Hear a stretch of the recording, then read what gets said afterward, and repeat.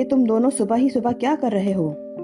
अरे वो देवरानी जी ये बेचारा मुसाफिर है, भजन सुनकर खड़ा हो गया था। कहने लगा कि मन खिंच रहा है ये भजन सुनकर। अब सब तेरे जैसे तो होते ही नहीं कि काशीराम की आवाज पसंद ही ना आए। अब इससे पूछ क्या हाल है इसका मेरा भजन सुनकर। और जो हाल मैं करूंगी इसका वो कौन देखेगा पंडित जी? खातून ने कहा और इधर उधर कोई चीज तलाश करने लगी। उसूलन तो मुझे भाग जाना चाहिए था, लेकिन काशीराम जी मेरे सामने आ गए। देखो देवमती, घर की बात घर तक ही रहनी चाहिए। बेचारा बाहर से आया है, क्या सोचेगा हमारे बारे में? अरे प्रभु भैया, ये देवमती जी हैं। देवरानी प्रणाम करो इन्हें। कहने को तो हमारी धर्म पत्नी है, मगर असल में ये हमारे धर्म पति हैं, समझ रहे हो ना? अरे प्रणाम करो उन्हें, प्रणाम करो। कौन हो तुम? क्यों आए हो यहाँ? बस वो देवी जी, मैं प्रभु नाम है तुम्हारा? औरत ने पूछा। तो और क्या, सूरज से नहीं लगता तुम्हें? कुछ शर्म करो देवमती, भगवान ने सुबह ही सुबह तुम्हारे घर मेहमान भेजा है और तुम इसके साथ ये सुलूक कर रही हो। और तुम बड़ा अच्छा सुलूक कर रहे हो इसके साथ। अपने फटे ढोल जैसी आवाज में इसे भजन सुनाए जा रहे हो। काशीराम जी, भैंस ने दूध देना छोड़ दिया है जब से तुमने ये भजन वजन गाने शुरू किए हैं। हरे राम, सुन रहे हो प्रभु भैया? भैंस ने दूध देना छोड़ दिया है। अच्छा अब तू जा, ज्यादा बातें नहीं करते। पत्नी है पत्नी ही रह, मेरी माता बनने की कोशिश मत कर। जा मेहमान के लिए भोजन तैयार कर। अरे जाती है या नहीं? काशीराम जी गुर्राए और खातून कुछ ढीली पड़ गई। उसके बाद मुड़ी और पांव पटकती हुई अंदर चली गई। काशीराम उन्हें जाते देख रहे थे। फिर उन्होंने राजदारी से कहा, ऐसा कभी कभी ही होता है, पता नहीं क्यों। तुम बता सकते हो इस वक्त मेरे चेहरे पर कैसे तासुरात थे? काशीराम का अंदाज अजीब सा था। मैं कुछ समझ नहीं पाया था। मैंने आहिस्ता से कहा, समझा नहीं काशीराम जी। अरे भाई, ये देवमती हैं, मेरी धर्म पत्नी। मगर देवमती ही नहीं, देवनी भी हैं। तुमने देखा, एक हाथ किसी पर पड़ जाए तो भगवान की सौगंध घंटों बैठा गाल सहलाए। वो तो कभी कभी मेरी धौंस में आ जाती हैं, पर कभी कभी ही ऐसा होता है। इस समय भी ऐसा ही हुआ है। मैं यही तो पूछ रहा था तुमसे कि मैंने कैसा चेहरा बनाया हुआ था जिसकी वजह से ये डरकर अंदर चली गई। ऐसा कम ही होता है। अरे बैठो, बस अब सब ठीक हो गया है, अब हिम्मत नहीं पड़ेगी इसकी। तो तुम्हें मेरा भजन पसंद आया? हाँ काशीराम जी, भगवान तुम्हें सुखी रखे, कुछ दिन हमारे मेहमान रहो। अरे लेकिन ये सुबह ही सुबह तुम आए कहाँ से हो? मुसाफिर हूँ, बस इस बस्ती में निकल आया। दरअसल यहाँ नौकरी की तलाश में आया हूँ, कुछ करना चाहता हूँ। नौकरी? कैसी नौकरी? सिर्फ ऐसी नौकरी काशीराम जी जिसमें 2 रोटियां और बदन ढकने के लिए लिबास मिल जाए। तो फिर कौन सी गलत जगह आए, सीधे नौकरी के पास ही चले आए। नौकरी मिल गई तुम्हें? काशीराम जी बोले। जी? मैंने हैरानी से मुंह फाड़कर कहा। जी? काशीराम ने गर्दन झुकाकर मस्खरेपन से कहा। काशीराम जी, अगर मुझे वाकई नौकरी मिल जाए तो मैं हर किस्म की नौकरी कर लूँगा। देखो प्रभु भैया, बात असल में ये है कि हम तो बड़े अच्छे आदमी हैं, लेकिन औरतें आमतौर से बुरी होती हैं और धर्म पत्नियां बनकर तो वो बहुत बुरी हो जाती हैं। बस यूँ समझ लो कि धर्म पत्नी बनकर धर्म के अलावा और सब कुछ होता है उनके पास। तो ऐसा करते हैं प्रभु जी कि हम तुम्हें नौकर कह के अपने घर में रख लेते हैं। रोटी और कपड़े की तो बिल्कुल चिंता मत करना। खर्च के लिए पैसे भी ले लिया करना हमसे, कोई मुश्किल बात नहीं। मगर जरा इन देवमती जी को बर्दाश्त करना होगा तुम्हें। बड़ी खराब है मिजाज की, काम भी कराएंगी तुमसे घर के। भैंस के काम करने आते हैं तुम्हें? आप फिक्र ना करें, मैं भैंस का काम तमाम कर दूंगा। मैंने कहा। अरे अरे अरे अरे, ना भैया ना, इस भैंस पर तो जीते हैं हम। कुछ नहीं खाते पीते, बस दूध पीते हैं और जीते हैं। तुम इसका जरा ख्याल कर लेना। थोड़ी सी घर की सफाई सुथराई, बाजार का सौदा सल्फ, और कोई काम नहीं है। रसोई में वो अपने अलावा और किसी को जाने नहीं देती। पकाती खाती भी अपना ही है। बच्चा कोई है नहीं है हमारे यहाँ। बस ये काम होगा तुम्हारा, और इसके बाद मजे ही मजे। हम तुम्हें भी भजन सिखा देंगे प्रभु भैया। मैं अजीब सी नजरों से काशीराम जी को देखता रहा। उन्होंने अपनी बीवी के खौफ से मेरा नाम प्रभु रख लिया था और अब मुझे इसी नाम से पुकार रहे थे। वैसे सीधा सच्चा आदमी मालूम होता था। काम भी मेरे सुपुर्द कर दिया था। इसके नतीजे में अगर 2 रोटियां मिल जाएं तो कोई हरज नहीं है। वैसे भी अब कौन सा मेरा इख्तियार रह गया था कि ये काम करूं और वो काम ना करूं। सब बेकार है। बस जिंदगी की सांसें पूरी हो जाएं, मौत अपनी मर्जी से मुझ तक पहुंच ही जाएगी। बस यही मेरी जिंदगी का मसरफ रह गया है। अब इसमें कोई तब्दीली बेकार है। कोई मुझे प्रभु के नाम से पुकारे या मसूद के नाम से। जब जिंदगी का कोई मकसद ही नहीं रह गया तो इन नामों में भी क्या रखा है। ठीक है मसूद अहमद, ठीक है। अब वक्त जो कह रहा है वही मुनासिब है, जो कर रहा है वही ठीक है। मैंने काशी राम से कहा, आपकी दया है महाराज, दया है आपकी, मैं तैयार हूँ। अरे तो फिर बात ही क्या रह गई है, मगर ज़रा नाश्ता कर लेना, उसके बाद बताएंगे ये बात उसे। पहले से पता चल गई तो सोचेगी कि घर के नौकर की खातिर मदारत हो रही है और नाश्ता उठाकर ले जाएगी। खा पी लेना, बाद में बताएंगे कि तुम कौन हो और हम कौन। मैंने गहरी सांस लेकर गर्दन हिला दी। दोनों किरदार दिलचस्प थे, दोनों खासे पुरलुत्फ मियाँ बीवी मालूम होते थे। चलो अच्छा है, जहन बटाने में आसानी होगी। अब दिल पर लदे हुए इस बोझ को कहाँ तक अपने ऊपर लादे रखूं। ठीक है, जैसे भी गुजरे, वक्त की आवाज़ है, वक्त जो कुछ कहेगा वही मुनासिब होगा। कुछ देर के बाद काशीराम की धर्मपत्नी ने नाश्ता लाकर रख दिया। गरम पूरियां और आलू की भाजी। बहुत भूखा था, पिल पड़ा। काशीराम जी कोई भजन गुनगुनाने लगे थे। आप नाश्ता नहीं करेंगे पंडित जी? मैंने पूछा। डटे रहो, डटे रहो प्रभु महाराज, भगवान ने अपने भाग में भैंस लिख दी है, इसी पर गुजारा कर रहे हैं, पंडित जी ने कहा। पंडिताइन मजीद गर्म पूरियां लेकर अंदर दाखिल हुई थी। पंडित जी की पुश्त उनकी जानिब थी और इस वक्त यही अल्फाज अदा कर रहे थे।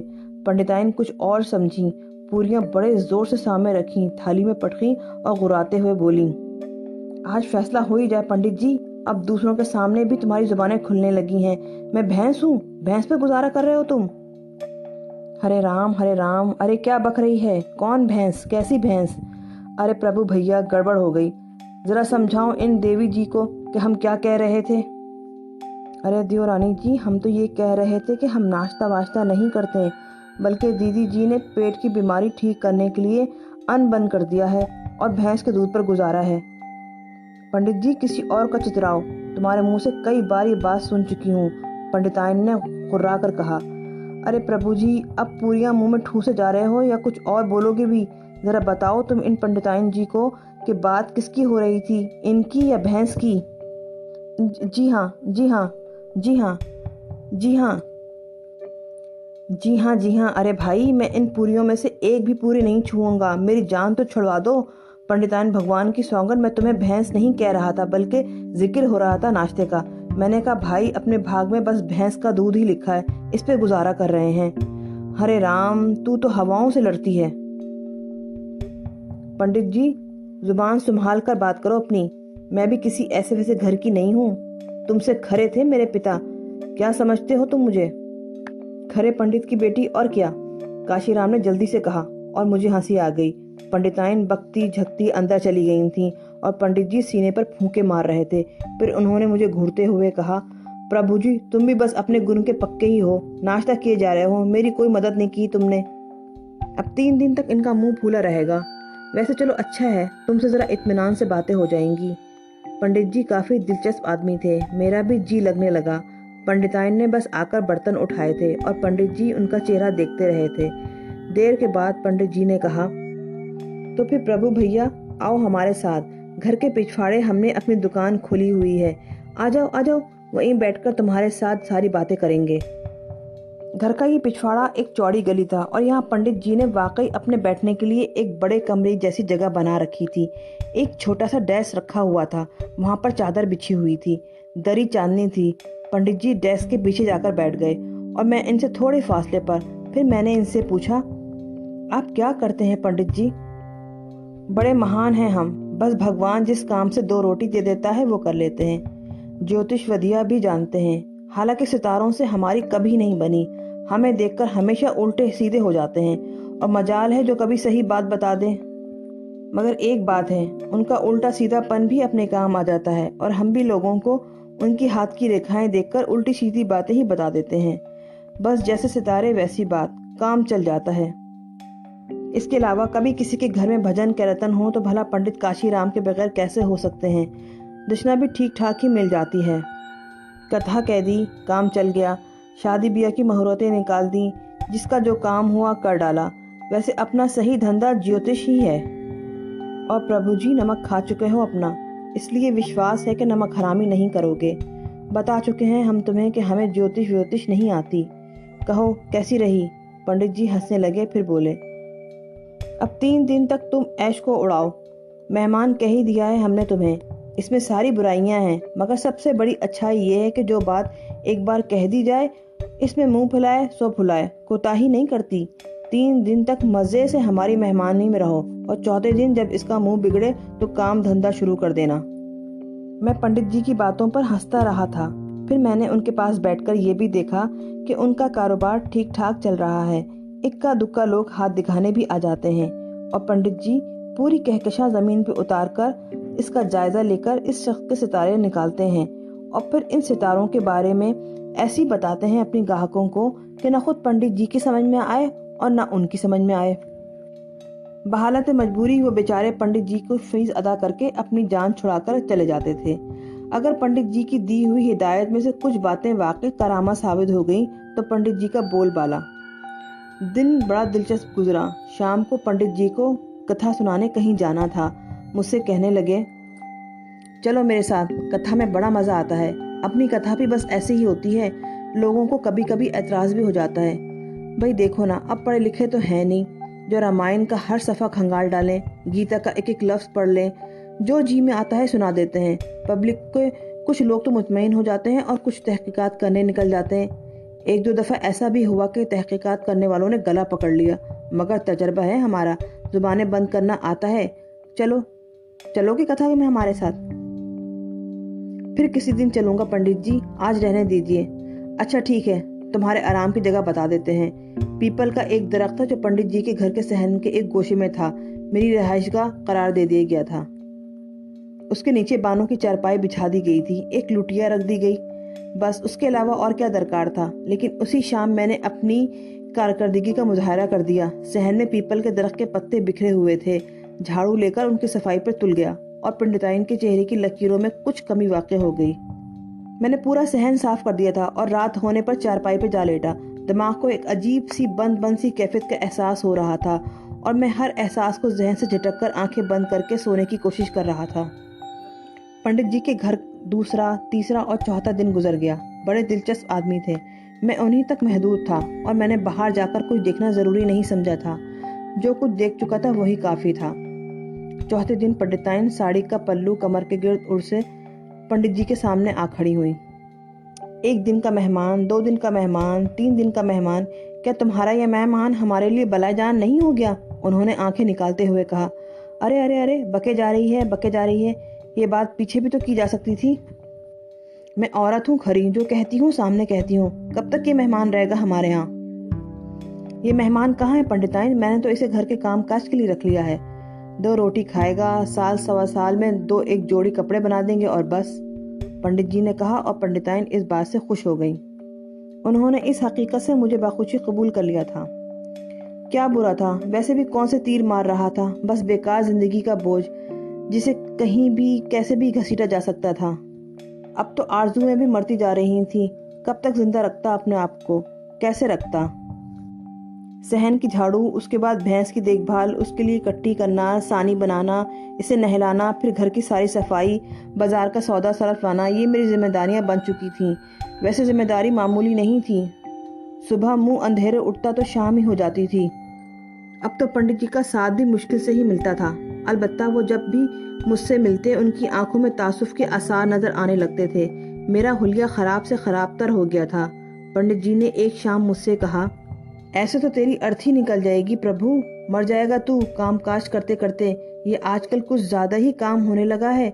देखा तूने, औरतें ऐसी ही होती हैं। शादी मत करियो। मत करना बालक, ये हमारी हिदायत है तुझे, वरना इससे ज्यादा काम पड़ जाएंगे। मगर कुछ करना पड़ेगा तेरे लिए। तुझे इतना काम करते देखकर तो हमें बड़ा ही अफसोस होता है। नहीं पंडित जी, ऐसी कोई बात नहीं। कामों में तो जी लग गया है और दिन गुजरने का पता भी नहीं चलता। अंग अंग जो टूट जाता होगा, इसकी बात कभी नहीं करेगा। आदमी तू शरीफ है प्रभु, इसमें कोई शक नहीं। सोचेंगे तेरे लिए, सोचेंगे कि क्या करें।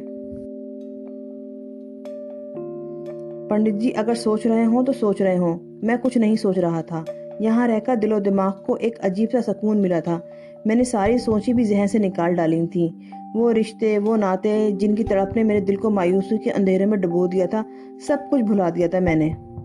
सुबह जागता और अपने कामों का आगाज कर देता। पंडित जी के भजन सुनने को मिलते और पंडिताइन की झड़कियां और गालियां।